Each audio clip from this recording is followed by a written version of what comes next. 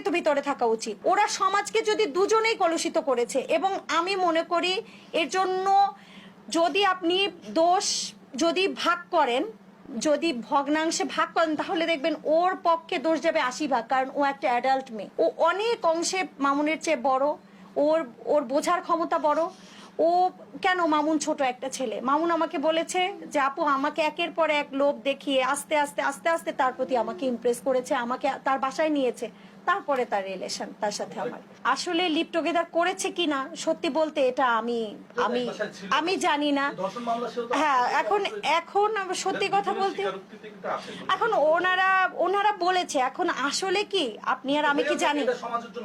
অবশ্যই সমাজের জন্য এটা সমাজের জন্য মারাত্মক হুমকি। এটা আমাদের সন্তানরা, আমাদের নেক্সট জেনারেশন কি শিখবে? এই যে আমাদের সোশ্যাল মিডিয়ায় বিষয়গুলো ঘুরে বেড়াচ্ছে, এগুলো দিয়ে কি শিখবে ভাইয়া? এটা কোনো ভালো